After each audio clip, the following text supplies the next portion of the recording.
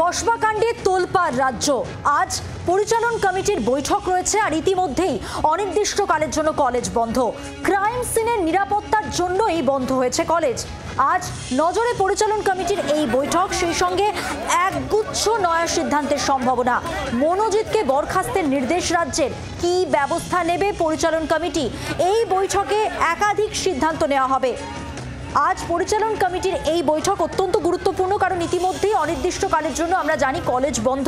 Crime সিনের যে নিরাপত্তা, সেই নিরাপত্তার কারণেই কিন্তু কলেজ অনির্দিষ্টকালের জন্য বন্ধ রাখার সিদ্ধান্ত নেওয়া হয়েছে। এবং সেই সঙ্গে আজকের এই পরিচালন কমিটির যে বৈঠক, সেখানে একগুচ্ছ নয়া সিদ্ধান্তের সম্ভাবনা রয়েছে। বিশেষ করে মনোজিৎকে বরখাস্তের যে নির্দেশ রাজ্যের, সে বিষয়ে কি ব্যবস্থা নেবে পরিচালন কমিটি, সেটাই এখন সব থেকে বড় প্রশ্ন।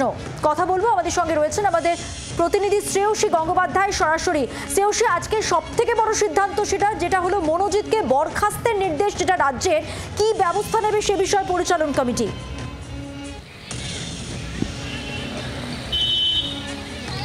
দেখো, ল কলেজের ঘটনা সামনে আসার পরে আজই কিন্তু প্রথম বৈঠকে বসতে চলেছে সাউথ ক্যালকাটা ল কলেজের পরিচালন সমিতি।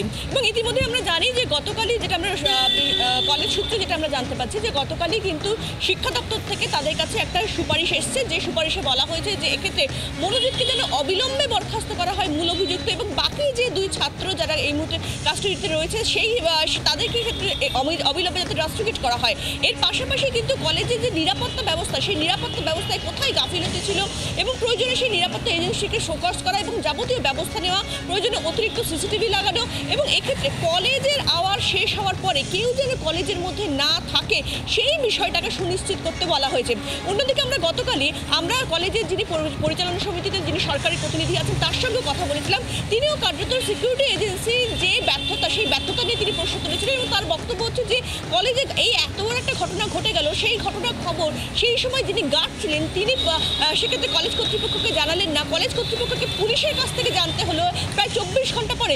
কেন এমনটা হলো? ফলে সার্বিক এই পরিবেশের মধ্যেই কিন্তু আজকে কলেজের গভর্নিং বডি আজকে বৈঠকে বসতে চলেছে, এবং সেক্ষেত্রে দেখা যে সেই বৈঠকে তারা কি কি সিদ্ধান্ত নেয়। বাংলার আওয়াজ, বাঙালির আবেগ, জি 24 ঘন্টা।